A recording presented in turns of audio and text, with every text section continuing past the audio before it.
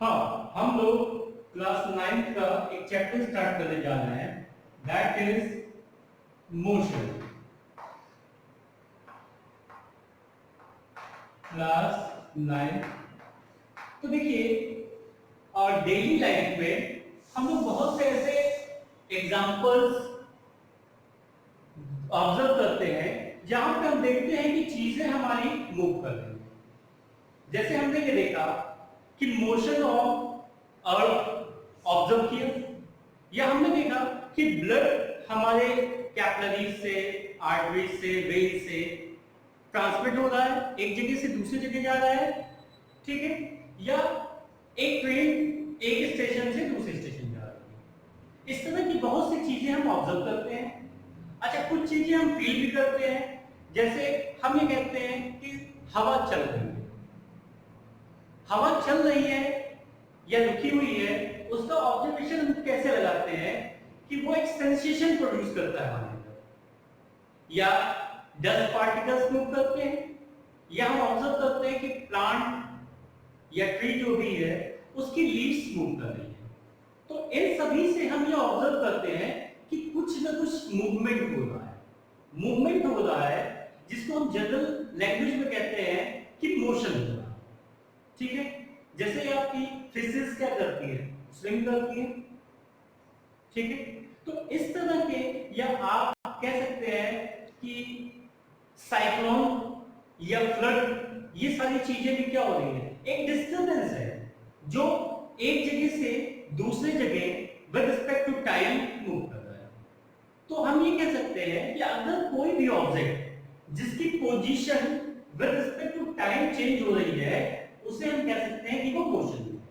तो हमारे पास यहाँ पे दो टर्म्स हैं, पहला हो गया motion and second one is rest. एक मोशन हो गया और एक रेस्ट हो गया।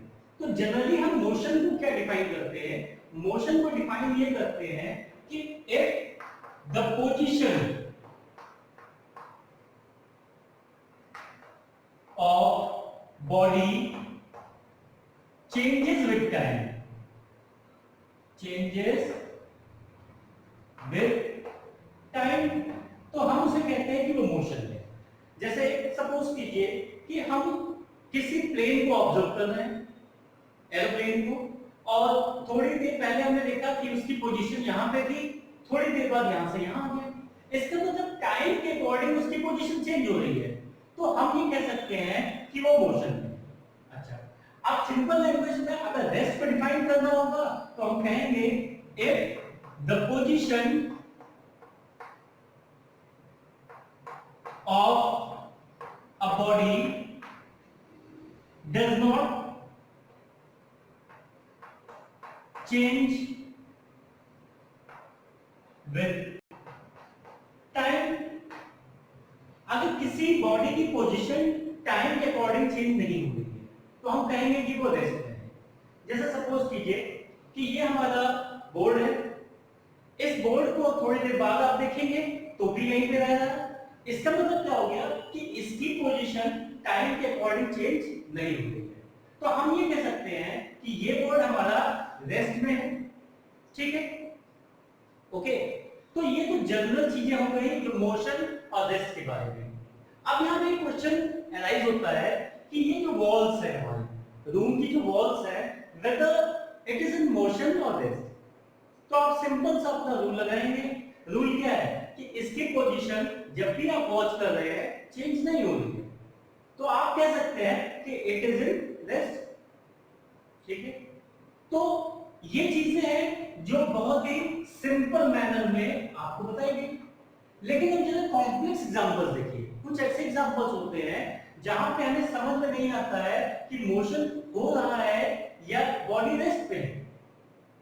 जैसे कई बार आप लोगों ने ट्रेन में जब आप बैठे होंगे और ट्रेन मूव कर रही होगी, तो आपने ये ऑब्जर्व किया होगा कि ट्रेन के बाहर के जो ट्रीज हैं या इवन रेल लाइन है या जो भी लोग खड़े रहते हैं, they appears to be moving, वो आपको लगता है कि वो मूव कर रहे हैं।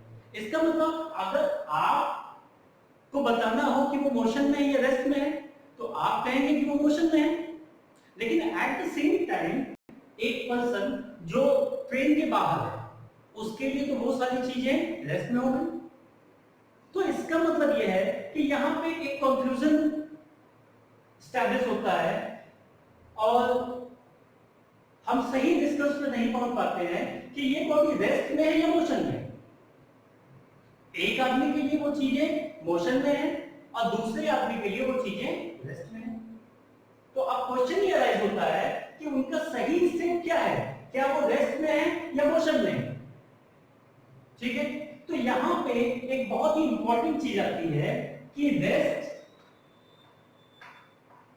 And motion are relative terms. मतलब क्या हुआ, मतलब ये हुआ कि रेस्ट और मोशन दो अलग चीजें नहीं है, दोनों एक ही चीज है। ठीक है, जैसे एक एग्जांपल आप देखिए, कई बार आप लोग ऑब्जर्व करते हैं कि आपका एक फ्रेंड है, ठीक है, वो आपके लिए बहुत हेल्पफुल है, तो आप का जो परसेप्शन है उसके लिए वो ये है कि he is very good, helping और बहुत सी अच्छी क्वालिटीज है। लेकिन एट द सेम टाइम कोई ऐसा बच्चा भी हो सकता है जिससे वो हमेशा लड़ाई करता हो, तो उसका परसेप्शन उसी पर्सन के लिए, उसी लड़के के लिए अलग होगा कि वो अच्छा नहीं है। इसका मतलब देखिए, पर्सन तो एक ही है लेकिन दो अलग अलग लोगों के उसके बारे में परसेप्शन अलग हो गए। ठीक है, वही केस यहाँ पे भी आ रहा है। ट्रेन के अंदर हम बैठे हैं, मूव कर रही है ट्रेन, तो बाहर की चीजें हमें लग रही है मोशन में, लेकिन एक आदमी जो बाहर है वो कह रहा है कि रेस्ट में है। तो एक ऐसी स्थिति यहाँ पे आ जा रही है जिससे हम ये आइडेंटिफाई नहीं कर पा रहे हैं कि वो बॉडी हमारी रेस्ट में है या मोशन में। तो देखिए, इस प्रॉब्लम को दूर करने के लिए ये कहा जाता है कि rest and motion are relative terms. इसका मतलब क्या हो गया, इसका मतलब ये हो गया कि कोई भी object in this universe, no object in this universe is in perfect motion और परफेक्ट रेस्ट। कोई भी ऑब्जेक्ट ना परफेक्ट मोशन में है ना परफेक्ट रेस्ट में है, तो किस में है? तो क्वेश्चन जो आता है हमारा कि वो रेस्ट में है या मोशन में है, this is the point of observation. Point of observation. तो ये इंपॉर्टेंट है कि हम उसे कहां से ऑब्जर्व कर रहे हैं, किस फ्रेम से देख रहे हैं, किस पॉइंट ऑफ व्यू से ऑब्जर्व कर रहे हैं, उसको वो डिसाइड करता है कि ऑब्जेक्ट हमारा रेस्ट में है या मोशन में।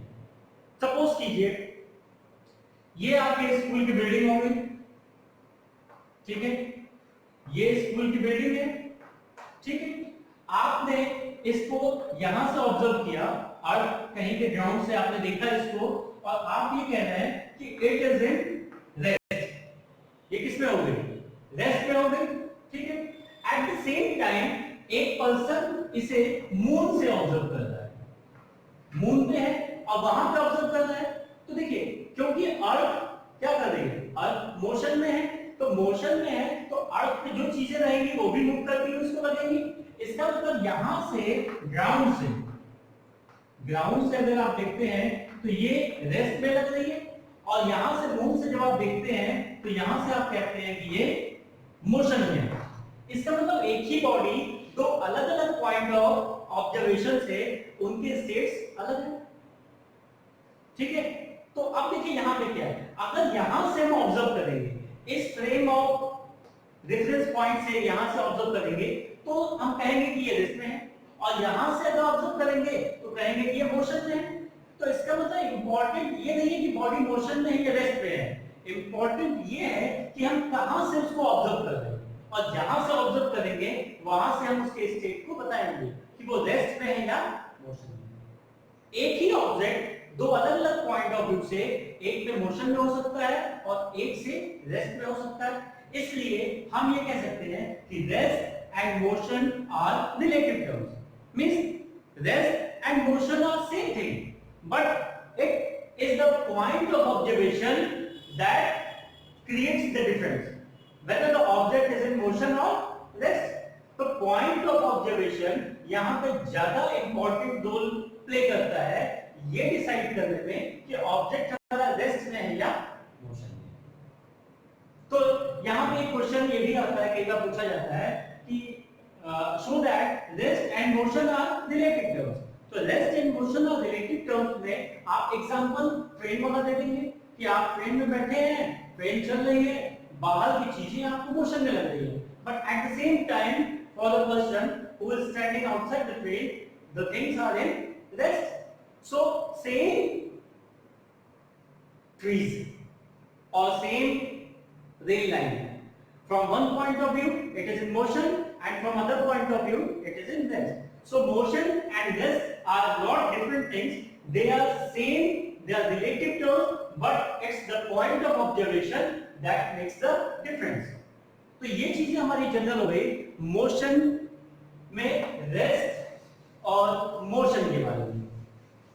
अब देखिए मोशन कैसा हो रहा है, कई बार बहुत सिंपल मोशन होते हैं, कई बार कॉम्प्लेक्स मोशन होते हैं। तो यहां पे हमारा आता है सबसे पहले टर्म पोजीशन।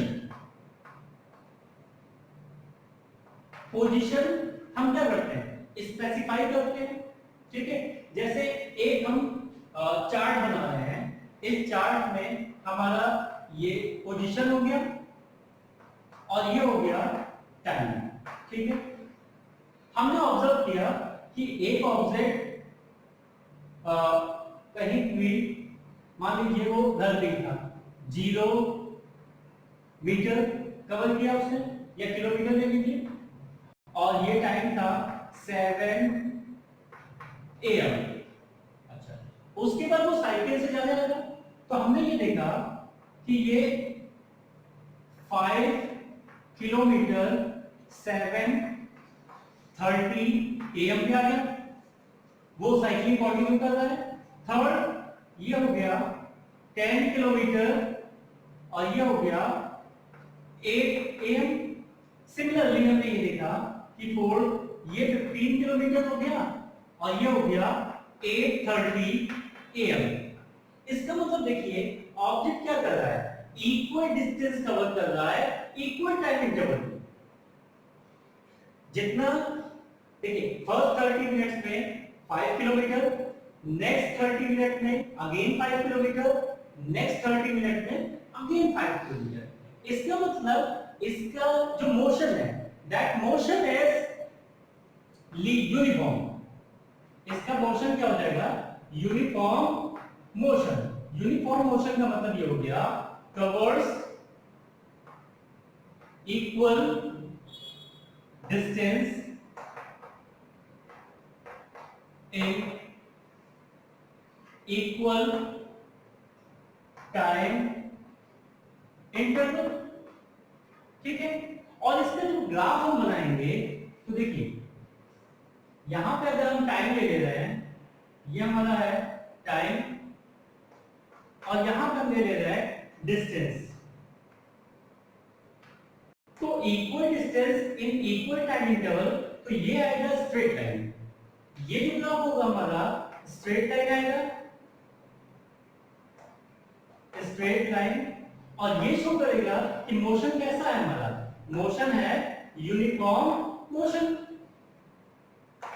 ठीक है। ये मोशन हमारा हो गया यूनिफॉर्म मोशन। अब इसी तरह से हमारा एक मोशन होगा जिसे हम कहेंगे नॉन यूनिफॉर्म मोशन। तो नॉन यूनिफॉर्म मोशन में क्या आ जाएगा, नॉन यूनिफॉर्म मोशन में टाइम को अगर हम इक्वल रखेंगे और डिस्टेंस हमारी क्या होगी इक्वल, वहां पे नहीं आएगी। इसका मतलब देखिए ध्यान दीजिए यहां पे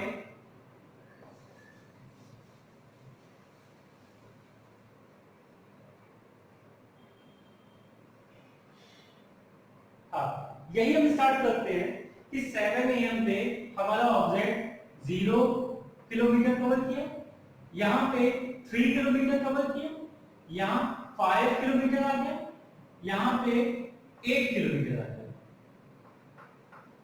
तो देखिए ध्यान से पहले 30 मिनट्स में 3 किलोमीटर से कवर किया, दूसरा 30 मिनट्स में 2 किलोमीटर चेंज हो गई। यहां पे फिर अगेन फिर 3 किया। इसका मतलब क्या हो रहा है कि ये एक मोशन क्या होता है, चेंज होता है, कभी बढ़ जाता है और कभी घट जाता है। तो ये मोशन हमारा कहलाएगा नॉन यूनिफॉर्म मोशन। तो नॉन यूनिफॉर्म मोशन क्या होगा, covers unequal distance in equal time interval. ठीक है, तो ये हमारा हो जाएगा, यहां पे डिस्टेंस क्या होगा, सेम कवर नहीं करेगा, सेम टाइम इंटरवल में डिस्टेंस अलग अलग कवर करेगा। तो इसका ग्राफ हमारे पास स्ट्रेट लाइन नहीं आएगा, इसका ग्राफ किसी भी तरह से आ सकता है, चाहे ऐसा आ जाए, चाहे इसका ग्राफ ऐसे आ जाए। ठीक है, किसी भी तरह से चेंज हो सकता है। ये हमारा डिस्टेंस है, ये टाइम है, ये डिस्टेंस हो गया और ये टाइम हो गया। अब देखिए यहां से एक नई क्वांटिटी इंट्रोड्यूस हो रही है कि वो कितना डिस्टेंस कवर कर रहा है कितने टाइम में। तो इसको हम आप मैथ्स में और साइंस में भी पहले पढ़ चुके होंगे। एक टर्म हम डिफाइन करते हैं, दैट इज स्पीड।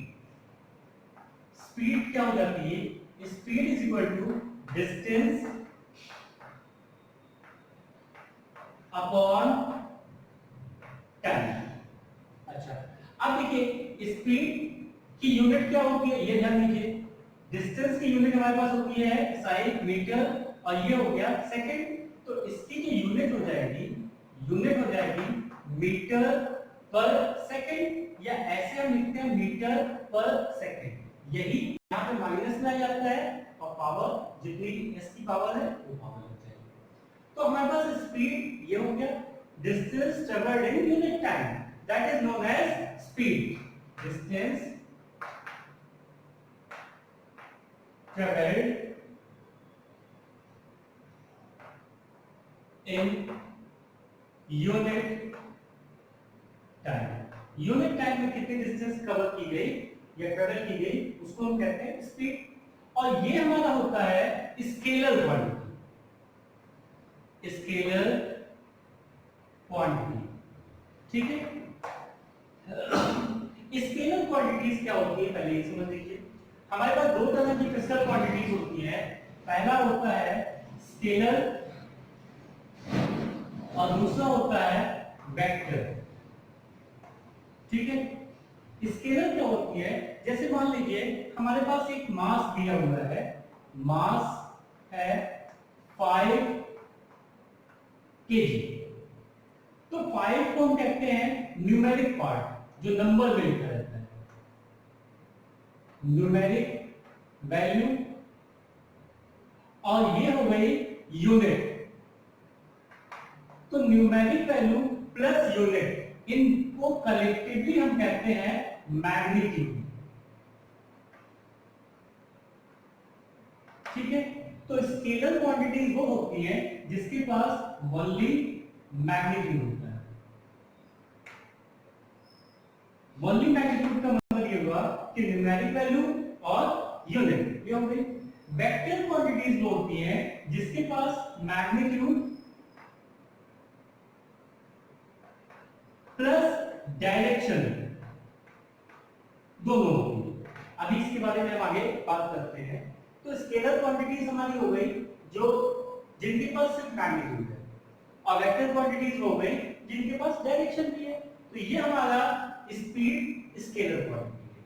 ठीक है, अब यहां पे एक टर्म और आता है, that is average speed. Average speed, तो एवरेज स्पीड का फॉर्मूला होता है टोटल डिस्टेंस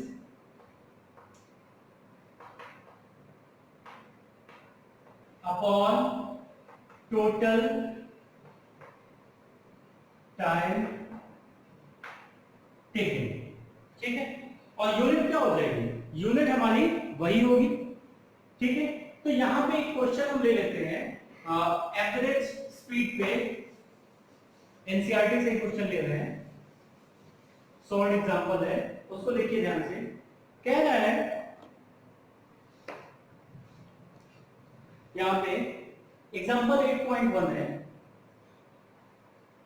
एग्जाम्पल 8.1 यहाँ पे कह रहा है an object travels 16 meter in 4 second. ठीक है, तो पहले कितना हो गया 16 मीटर कितनी देर में 4 सेकेंड में। ठीक है, and then another 16 meter in 2 second, फिर वो 16 मीटर और ये कवर करता है 2 सेकेंड में। ठीक है, what is the average speed of the object. अब हमें यहां पे क्या निकालना है, हमें यहां पे कैलकुलेट करना है एवरेज स्पीड। ठीक है, तो अभी हमने एवरेज स्पीड का फॉर्मूला डिस्कस किया, तो हमारे पास फॉर्मूला क्या था, average speed is equal to total distance upon total time. तो देखिए टोटल डिस्टेंस कितनी हो गई 16 मीटर प्लस 16 मीटर, तो यहां पे आ गया 16 प्लस 16 और टाइम कितना हो गया, पहला है 4 सेकेंड प्लस 2 सेकेंड, तो 16 प्लस 16 32 अपॉन 6 ये आ गया। अब इसको आप कट कर सकते हैं, 2 से 16 और 2 से 3, 16 अपॉन 3 मीटर पर सेकेंड, या इसी को आप डिवाइड करके भी आंसर लिख सकते हो। ठीक है, तो ये हमारा एक क्वेश्चन हो गया एवरेज स्पीड पे। ठीक है, अब हमारे पास नेक्स्ट लेक्चर में हम डिस्कस करेंगे कि वेलोसिटी क्या होता है। तब तक के लिए इस सारी चीजों को आप रिवाइज करिए।